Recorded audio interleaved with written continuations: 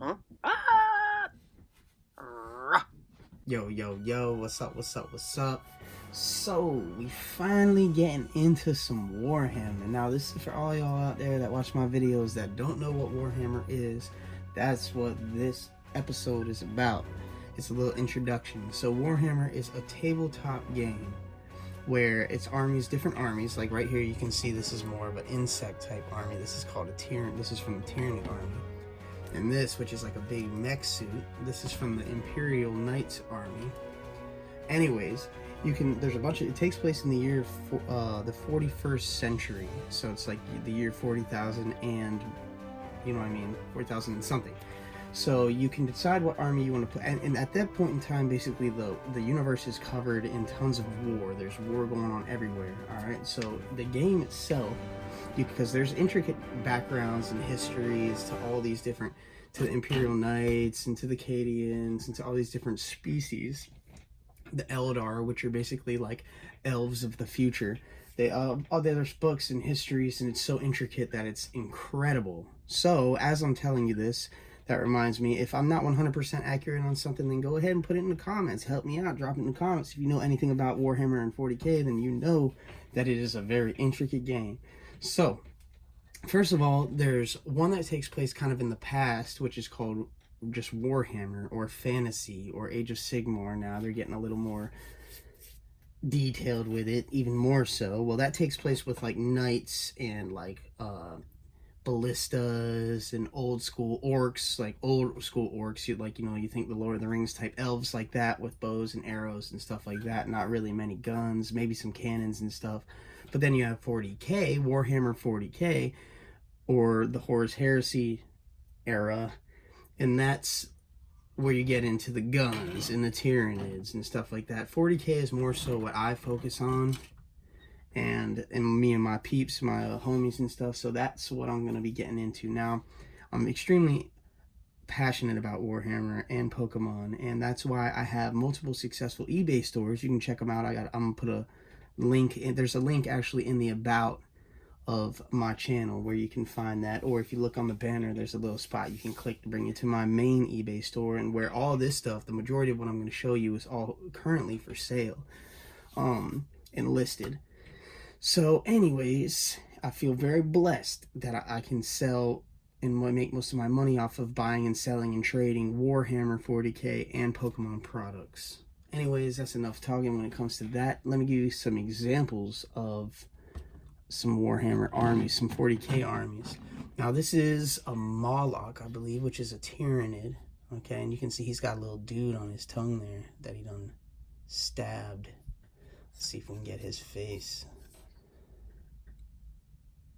Kind of screaming, a little mutilated looking. But in his tail, and that's just the way that this design went, because there is a tail that can be attached to this, but it was cut off on this model in particular so that you could easily fit it in your army without the tail getting in the way. So this is a Tyranid piece. Now, just as an example, this Tyranid comes with a Tyranid Codex. I mean, well, you can get a codex for each army, and the codex is basically got all of your a bunch of your histories on the army in particular, whatever race or species that you're choosing, you know, and it'll give you their backstory and stuff like that. And there's different editions as well. Currently, the newest edition is 8th edition when it comes to Warhammer 40k, but me and my homeboys, we all play 7th edition because the rules are just a bit different. So let's see. We've got Tyrannofaxes, Swarm Lord. These are just individual different pieces that you can field. Oh, One-Eyed Death Leaper. Now, each one of these creatures, okay, each one of these creatures that you see has a certain number of points assigned to it, a point designation, and you can equip it with extra things, extra attributes and weapons and stuff that can cost additional points. I mean, like this guy, this is a Ripper Swarm Brood. Now, they cost 39 points for 3 Ripper Swarms, but you can include up to 6 additional Ripper Swarms for 13 points per base, and they can take Spine Fists, which you add 4 points per base, or they can take Toxic Sacs or Adrenal Glands for a certain number of point addition apiece, and that's how you can build your army and play it against another person and have it be fair, have it be equal. You know what I mean? That's how you can tell who's playing who, because say we both play a 2,000 point army, well then we play a certain 2,000 point army composition usually, unless you're just playing I forget, Unbroken or whatever it's called, where you can play whatever you want point wise. But so I would have like one hero, because there's different, like these are troops, but you start with an HQ, which is your Hive Tyrant. Here's a Hive Tyrant right here, a couple different Hive Tyrants actually. This is a Hive Tyrant, old school, mostly all pewter, with, I believe that's a Venom cannon is the weapon he's got, a bad cannon, very dope. And then this is a older Hive Tyrant that's been equipped with just close combat, the dual scything talons, and he's got wings, so that's dope. You know what I mean? Now the point cost between the two of these is going to be different, because this one you had to pay additional to get the wings. You have to pay, I believe, additional on this one. You have to pay a certain amount to get the Venom cannon. Now this is a new Hive Tyrant. This is what they look like nowadays, the latest. Pretty dope, right? Look how beast that is. Now he's got the dual scything talons as well, but no wings. Now say you would take one HQ, for example, and then you have like heavy troops, like this is heavy, I believe, Molochs are, I believe, and then you have basic troops choices, which are going to be littler guys, you know, and then you might have like a fast attack or elite or something like that, and that's going to be models that have wings, certain like gargoyles or something like that when it comes to the Tyranids, you know, something relative. And that goes for each army. Each army has HQ choices, troop choices, elite choices, heavy support choices, and fast attack and stuff like that, different options. But the armies can be extremely diverse. Like, for example, if you play a Tyranid army, okay, which is these guys again, if you play a Tyranid army, and even and they have heroes and named characters you can pick up and add to your army that will have, you know, very specific character traits and weapons and certain abilities and stuff like that, and very specific point costs as well. Well, even the Tyranids have heroes. Here is a hero from the Tyranids. This guy's called the Red Terror. He's one of their more known heroes. And I call him a hero, even though he's really just one of the super mean Tyranids out there. But another very well-known one for the Tyranids is Old One-Eye, which is a Carnifex hero guy that's been alive forever, you know what I mean, doing battle, all these stories and histories behind him. But for example, if you're playing Tyranids, to just show the diversity here of Warhammer, or say you're playing Tyranids, like look at this guy too. Let me show y'all him real quick because he is super cool. And look, even the basing's got like crystals on it and stuff. I like the way this guy came out. His paint job is awesome. He needs a little more work, but he's almost done. Super cool though, right? So Tyranids, the majority of your, say a 2,000 point Tyranid army might actually have like 150 individual models in it, because they tend to be relatively low cost. They have a lot of cannon fodder, basically, which are smaller. They're termagants and hormagants, which are little guys. They're like the size of this guy's head, you know what I mean? And you might have 60 of those or 70 of those, and then you might have 2 of these in your whole army, or 1 of these, you know what I mean? Or 1 Hive Tyrant with 1 Carnifex and 1 Moloch with like a ton of Ripper Swarms, which are like little swarms with multiple little tiny guys in it. You know, or, and that's 1 army, okay, that might be 2,000 points for the Tyranids, might, like I said, be 140, 150 models or something like that. Or you could play a 2,000 point Imperial Knight army, and they're like the very opposite end of the spectrum, because here's an Imperial Knight, huge, like mech suit type. Let me just show you how big he is compared to even a Carnifex, and a Carnifex is like almost the size of a tank. Here's a Chimera for you. It's a type of tank. Well, that fell off, but type of tank, just to show you, because there's human species too. I mean, but to show you how big, the people who use the Imperial Knights who are controlling them are human, usually. But just to give you a size comparison, that thing is huge, right? So anyways, you might play an Imperial Knight army that might be 5 models. It might be 2 of these bigger guys, and then like 3 or 4 smaller guys, and that might compose your entire army. Look at this dude, he's got snow coming down him and stuff. Look at that basing on there. See his foot in the snow? Look at that. Pretty awesome, right? That's a custom weapon on there. Pretty dope. So, one thing about Warhammer, though, is it is expensive. It can be extremely expensive. Let's see, one of the largest armies is Chaos.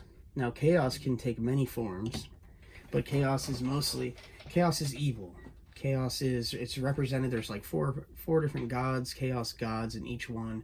Slanesh, Tzeentch, Khorne, and Nurgle, and each one of those has like their own sect of evil. Like Nurgle, for example, is the Rotbringer, the Great Unclean One, which is also a nickname for the devil, which these guys are like evil gods, so it's relative. But now, all of Nurgle's guys, Nurgle's like this big fat dude. He looks similar to him usually. He takes many forms, and there can be many, there's many, what would you call them? Greater demons of Nurgle is what you would see. But anyways, the Nurgle guys are all like about plagues. His main troop choices are plague bearers usually, but they're all about disease and nastiness. And as you can look at this guy, see how he's got like all kinds of rotten, like big boils on him, and like just the skin's all mutilated and nasty looking. And on the back, he's got this thing where he's like dripping out of his own body, and there's a little guy in there. See if I can get the camera to focus. Little guy in there just eating it. Another guy in there just chilling. Yeah, so he's all about, this is actually a Forge World demon prince of Nurgle, I believe. And this is a chaos hero of Nurgle. He's Epidemus. He's on a throne of like a bunch of little guys. Fat, nasty, slob, poisonous, like poison, toxic type. That's one branch of chaos. Another branch of chaos is Khorne, which Khorne is like this big, like almost I wouldn't even know how to. He's like the big, strong powerhouse, straight blood god. He's like the god. He's the Khorne, the blood god. So, and then there's one that's there's one that's focused more on like sorcery and spells, so his dudes look more like that. And then there's one that's focused more on, they got a bunch, like 4 sets of boobs on him, or 6 or something like that, and it's focused on like more of like a sexual evil type thing going on there. And I don't have any of their models handy at the exact moment. But then you also have just the Chaos Space Marines. One of the main armies in this world, this universe, is the largest army is the Cadians, I believe, which is just regular human beings mostly. It's the Astra Militarum / Imperial armies, which is composed of all different kinds of human beings from all different kinds of planets and stuff like that. But anyways, you have Space Marines, like I was getting ready to say, which Space Marines are genetically modified like superhumans, basically, which are like huge and super powerful and wear these awesome suits that are like super heavy, and just they're very strong. They're like the most powerful force in the galaxy pretty much. But anyway, sometimes they can turn to evil. They can turn to chaos. They can be swayed by the powers and evils of chaos. And many times when that happens, they become Chaos Space Marines, which is another large army. This is called a Mauler Fiend. He's a chaos model. So you would take the Mauler Fiend and you would look in the Chaos book. Here's a Chaos Codex, okay, Chaos Space Marines. And you can look in there, and it'll have, there's a reference page on the very back, but it has individual. The heavy support, boom, Mauler Fiend, okay? So the Mauler Fiend is going to cost you 125 base points unless you add stuff to it. You may replace both magma cutters with 2 sets of lasher tendrils, which is what that guy's got. So I'd have to pay an additional 10 points, so he'd be 135 points for him. That's one Mauler Fiend per unit. And then it shows the war gear that he's got, which has different stats for it, and the special rules you have to look up, and it will not die, all kinds of stuff. It's such an amazingly intricate game that is just absolutely incredible. In the middle of most of these codexes, there's example pictures. Let me see if I can show you some. Not really with the ring light on, but if I turn it off, you ain't gonna see nothing. Let's see. Here's an example. Like, that's called a Helldrake, that big guy up there. You see him? He's dope. Look at all the smaller warriors, individual men. Looks like it's some regular... That looks like regular Space Marines fighting Chaos Space Marines. See how those ones got horns and they're like more mutated looking, and those are just like more regular soldiers, other than the chaplain, of course. That's the guy right here, the skull-headed guy. But there is so much when it goes into the histories. There's a ton of books. You know, I'm going to do a video here shortly on this book. That over there is actually one out of, I believe there's only 1,200 or 2,000 copies of this. A nice limited edition, 8th edition Warhammer Codex, Warhammer book. But so, you know, I just wanted this to be a little introductory to Warhammer for all y'all out there that have never heard of Warhammer. A lot of people never even heard of it. It is an awesome game. It takes a lot of time, and you know, you buy these models and they come on sprues, you know what I mean? Here I got some like this usually, that you gotta clip out all the pieces. Like there's an arm you can see. Usually you gotta clip out all those pieces, glue them all together, and then you'll spray paint them black or put some kind of base coat or primer on there, and then you go back and you paint them with tons of different colors of paints to get them to be how you want them to be. Very intricate, takes a lot of time, but it's a very rewarding game too, because it's just awesome, period, right? So this is my little introductory to everybody that doesn't know. Here you go, there it is. So you might want to look it up, might want to check it out. It is pretty awesome. And I'll tell you what, when it comes to any kind of cards that you're playing or games like this, you know what I mean, more intricate games that require a higher level of thinking, even if you don't realize it, when you're looking at the HP, say Pokemon cards, you're looking at the HP that the creature has versus, and then you're looking at the attacks and how much energy it costs and special abilities. All these are things that your mind calculates, of course, obviously, but your mind calculates in order to determine, you know, what's going to work well, what is good for you. And it's the same thing when it comes to Warhammer. You know, it's got, you determine, you can find out how you like to play, what your playing style is, and just remembering all of these rules and doing the math required to, you know, figure out, because you roll a ton of dice to figure out what needs to be rolled, and just knowing their statistics and all of that, you know, their weapon skill, ballistic skill, strength, toughness, initiative, attacks, wounds, so much. There's so much, but it is awesome and is really good for your brain. You know, things like that are awesome for you. And if you're doing this, you're staying out of trouble, right? So that's always cool. But I hope y'all enjoyed this video. Just a quick little introduction. There'll be many more to come, because you can go to my eBay store and see I have a ridiculous amount of Warhammer.